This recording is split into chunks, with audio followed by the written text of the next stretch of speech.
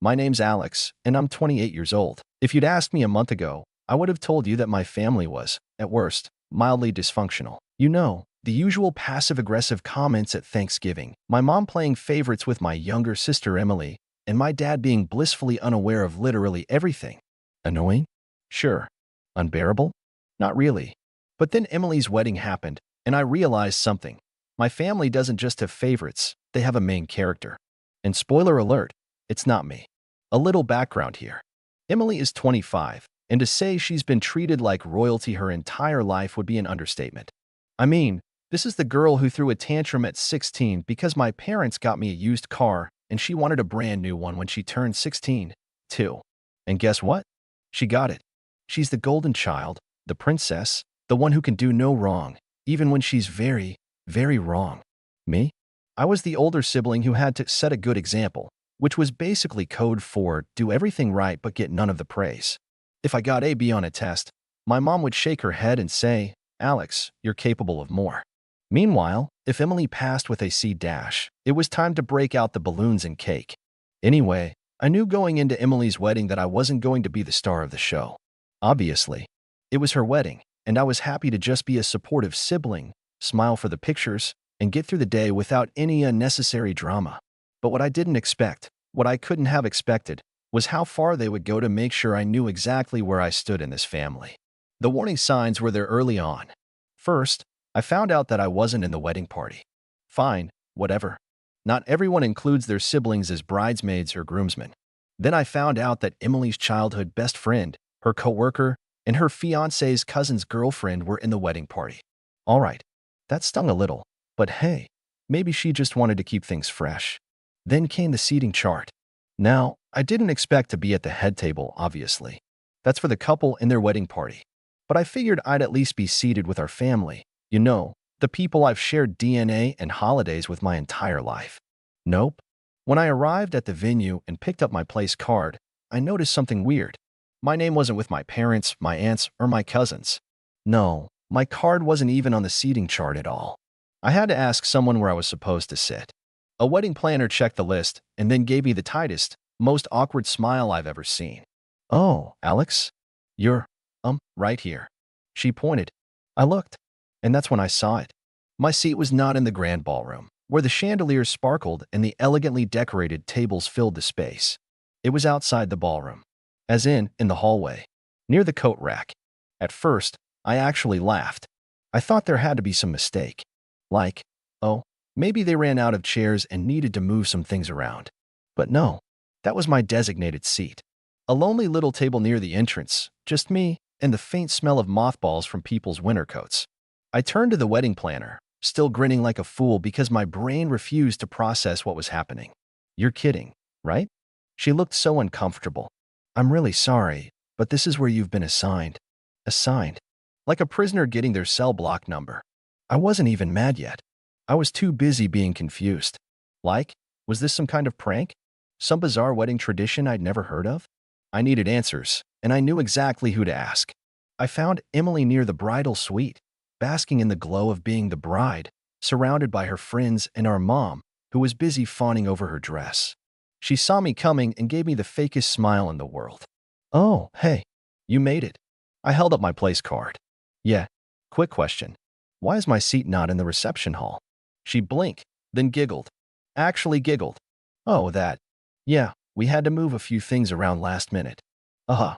And I just so happened to be the one who got moved? To the hallway? Emily shrugged like it was no big deal. I mean, yeah, we had to prioritize close family at the main tables. I blinked. I am close family. That's when my mom, who had been pretending not to listen, chimed in with a sugary sweet voice. "Now, Alex, don't make a scene. It's Emily's special day." "I'm not making a scene. I'm asking why I'm literally sitting with the coats." And then Emily dropped the line that officially made this the worst wedding I've ever attended. "Well, you kind of aren't really immediate family anymore." I stared at her, trying to decipher what that even meant. "Excuse me." She shrugged again, adjusting her veil like this conversation was boring her. "You moved out years ago. You don't come around that often. And, like, you're not married or anything. It's just different now." I don't even know how to describe the feeling that settled in my chest at that moment. It wasn't just anger, It was something heavier, something colder. I wasn't immediate family anymore? Because I had the audacity to grow up and live my own life? Because I wasn't married? Before I could say anything, another voice cut in. And that's when I saw her. Emily's mother-in-law. I hadn't interacted with her much before that day, but the second she walked up, I knew exactly what kind of person she was. The type who loved drama, thrived on it, and lived to stir the pot. She glanced at me, smirking. "Oh, you're Alex?" I was wondering who that seat belonged to. I forced a tight smile. "Yep, that's me. The sibling who apparently doesn't count." Emily's Emile chuckled and gave me a once-over, her expression full of mocking sympathy. "Well, you know how weddings are. Only the most important people get the best spots." That's when it clicked. This wasn't just Emily's doing. Her new mother-in-law was enjoying this.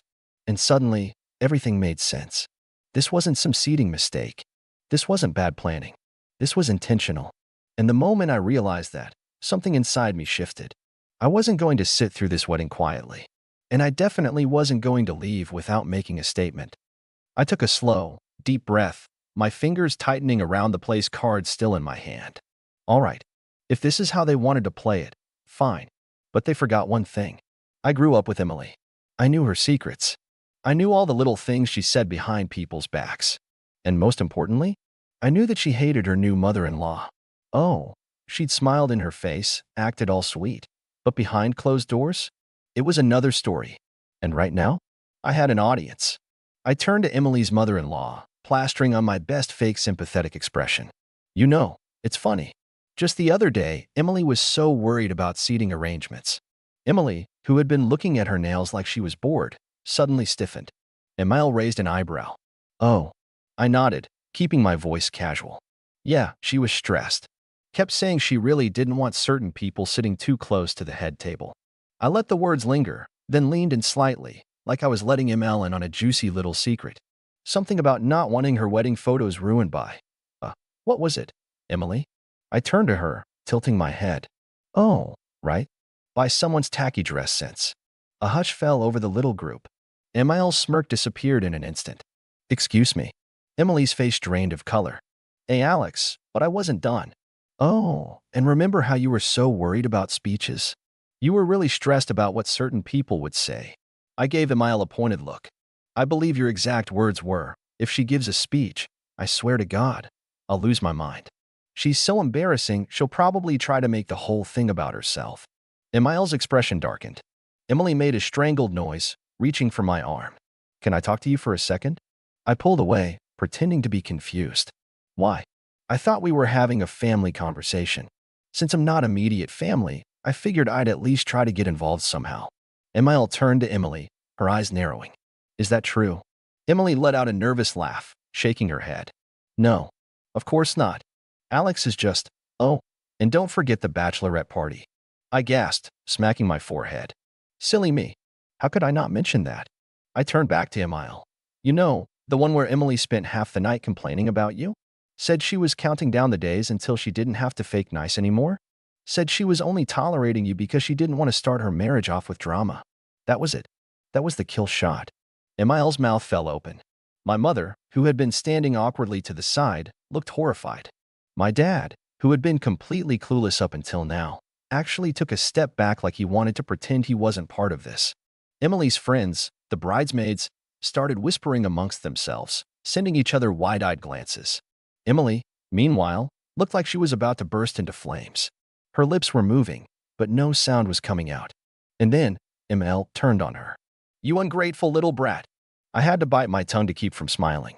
Because, oh, this was about to get good. "You think you can just use me?" Emile's voice was sharp, angry. "After everything I've done for you? The money I put into this wedding? The favors I pulled?" She gestured wildly toward the ballroom, her perfectly manicured nails flashing under the chandelier lights. "And this whole time, you've been running your mouth behind my back?" Emily stammered. "I didn't." Emile turned to my parents. "You knew about this? You raised her to be this kind of snake." My mother looked like she was going to faint. "Of course not. Emily would never." "Oh, don't even try," I cut in, shaking my head. "You absolutely knew. You just didn't care." I let out a fake sigh. "I mean, you did raise her to think she's the most important person in the world. Kind of makes sense she'd start treating everyone else like garbage, huh?" Mom's face twisted with anger. Alex, stop it. Why? I asked, crossing my arms. Because I'm causing a scene? Huh. Funny how that only matters when I'm the one speaking up. Didn't seem to be a problem when Emily literally shoved me out of the reception. By now, people were definitely staring. The whispers had grown louder. Guests were turning their heads, murmuring amongst themselves. Even the groom, who had been missing this whole time, finally wandered over, his brows furrowed. What's going on? Emile rounded on him next. What's going on is that your wife is a backstabbing little brat who's been insulting my family this whole time. The groom blinked. Wait, what? Emile jabbed a finger toward Emily, who looked like she wanted the ground to swallow her whole. She's been running her mouth about me for months, complaining about my dress, my speech, my presence, saying she's only putting up with me until she doesn't have to anymore. The groom turned to Emily slowly. Did you actually say that? Emily shook her head furiously. No. I mean, well, not like that. Emile scoffed. Oh, not like that? Oh, please. And here I was, thinking you actually cared about this family. And just like that, it was officially a war zone. Emile and Emily were snapping at each other. My mom was trying to calm everyone down, which wasn't working. My dad looked miserable, like he wanted to walk into the ocean. The groom was still just standing there, looking like someone had just hit him in the face with a frying pan. Meanwhile, I just stood there, watching the destruction unfold, sipping my champagne like I was at a Broadway play. And I'll be honest, it was beautiful. But the best part? The absolute cherry on top? I wasn't done yet. Emily's voice was climbing in pitch, her hands shaking as she turned to her new husband. You believe her over me? She shrieked, gesturing wildly in my direction. Her husband, to his credit, was still trying to process everything. His jaw was clenched, his expression shifting between disbelief and embarrassment as guests openly stared at them. I don't even know what to say, Emily, he muttered, rubbing his forehead. I mean, did you say that stuff? Emily scoffed. I know. It was taken out of context. I raised an eyebrow. Out of context? Oh, right. That classic excuse. I put on my best mocking voice. Oh no, I was just venting. I made air quotes. Oh no, I didn't mean it that way. My voice flattened. Give it up, Emily. You got caught. And, let's be honest, if I didn't say anything, you still wouldn't have cared. Emile, whose fury was only growing, turned to my parents. And you're just okay with this? Mom's mouth opened and closed like a fish. She looked desperate to say something that would salvage the situation. We don't condone. Oh, cut it, I said, waving a hand. You absolutely knew she felt this way, and you still let her pretend to be the perfect daughter-in-law. I clicked my tongue. Guess it's all about keeping up appearances, huh? Emily screamed. You're ruining my wedding, Alex. I looked around dramatically. Oh, I'm ruining it? Sorry, didn't realize I was the one treating family members like dirt and trash-talking the mother of the groom. I turned back to the guests, many of whom were staring with wide eyes. What do you guys think? Who's really to blame here? A few people averted their eyes, not wanting to get involved. But one of the bridesmaids, Emily's own bridesmaid, whispered something to the woman next to her. And that woman? She let out a laugh. That only made Emily angrier. You think this is funny? She hissed, whipping toward them. The bridesmaid's lips twitched. I mean, kinda? Oh, this was getting good. Emily's hands curled into fists, but before she could explode again, I decided to wrap things up. Because, frankly, I was bored. I let out a dramatic sigh, shaking my head. Well, this has been lovely, really. Just a fantastic experience, but I think it's time for me to go. Emily scoffed, throwing up her hands. Fine. Go. I grinned. Oh, don't worry. I will. Then, I turned toward the gift table, scanning the pile of expensive-looking presents stacked near the front. And there it was. My gift. The one I had spent weeks picking out. The one that had taken actual effort, thought, and more importantly, money. Emily followed my gaze, and her eyes went huge. Alex. No. I strolled over, humming to myself as I plucked the gift from the table. Emily's jaw dropped. Are you seriously taking it back? I gave her a deadpan look. Why would I leave it? Apparently, I'm not real family, right? I let out a fake gasp. Oh my God. What if I accidentally contaminated it with my servant germs? I clutched my chest dramatically. Wouldn't want to taint your precious married life. Emily's face turned a dangerous shade of red. You're such a child. I shrugged, clutching the box under one arm. Maybe. But at least I'm not a fake, lying, two-faced brat who pretends to be sweet while talking bad about people behind their backs.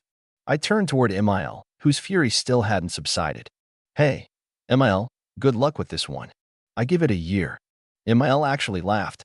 Emily screeched. I turned on my heel and made my way toward the exit, the tension behind me so thick you could cut it with a knife. Guests were whispering. The music had stopped completely. The atmosphere had completely shifted from celebratory to full-blown disaster. And honestly, I loved it. As I reached the door, I paused, looking back at the chaotic scene behind me. Emily was still arguing with Emil. My parents looked like they wanted to disappear into the floor. The groom was just standing there, like he was reconsidering his entire life. And me? I gave a little wave, a smug smile tugging at my lips. Enjoy your perfect wedding, sis. Then, I walked out. I didn't look back after I walked out of that disaster of a wedding. I didn't need to. I already knew the damage had been done, and honestly, it was more satisfying than I could have imagined.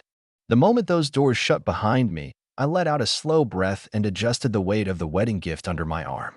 Petty? Maybe. Satisfying? Absolutely. I drove home in silence, letting the night settle around me, my mind replaying every detail of what had just happened. My sister's shrieking, my mother's panicked expression, my father's silence, Emil's absolute rage, it was all golden. But I knew, the fallout was just beginning. And I was right. The next morning, my phone was flooded. Calls, texts, missed voicemails. It was like my entire family had suddenly remembered I existed. My mother had left 7 voicemails, her voice switching between desperate pleading and absolute fury.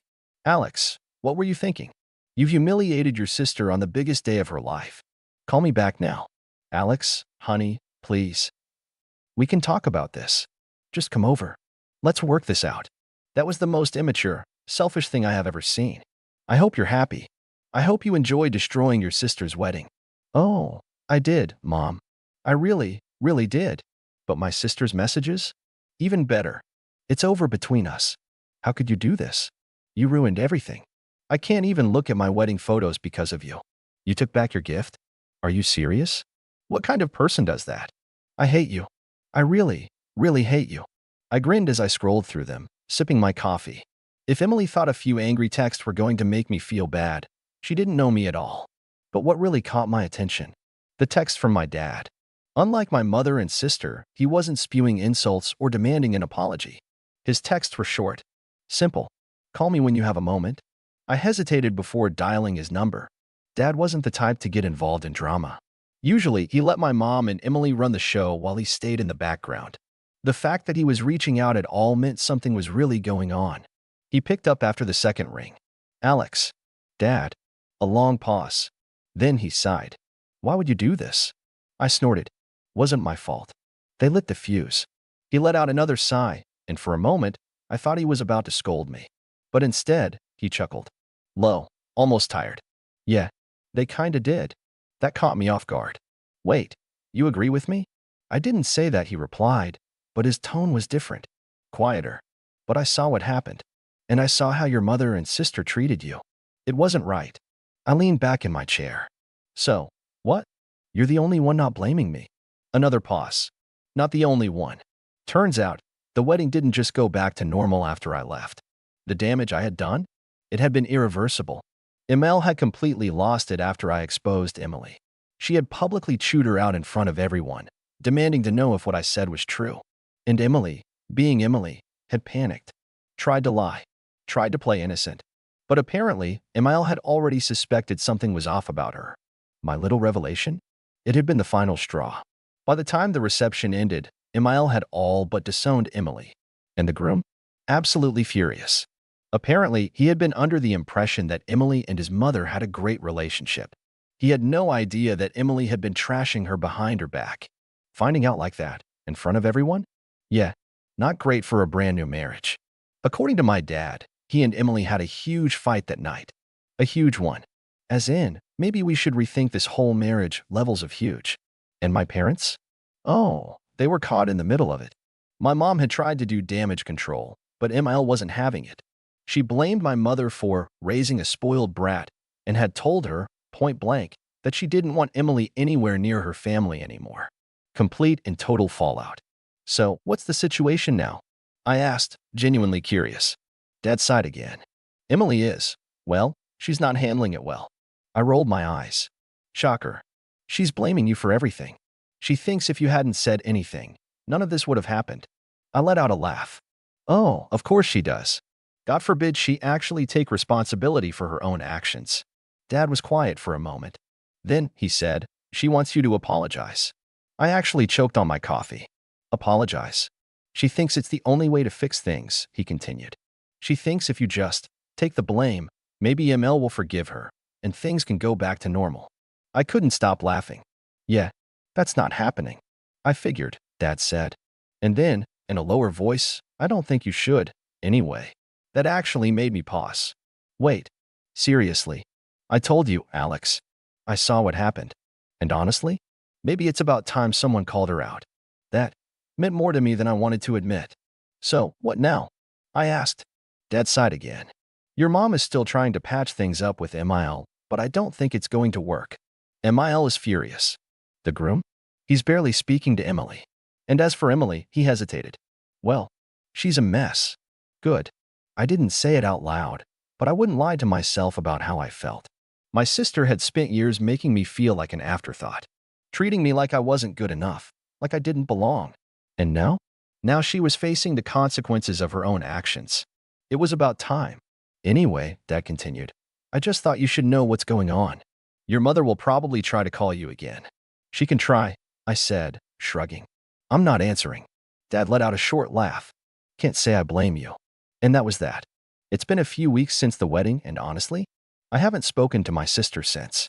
She still refuses to take responsibility, still blames me for everything, and still expects me to fix it all. But I won't. I don't regret what I did. If anything, I'm proud of it. As for the marriage, well, let's just say that I wouldn't be surprised if it doesn't last. So, what do you guys think? Was I too petty? Should I have just played along? Or did my sister get exactly what she deserved? Let me know. I could use a good laugh.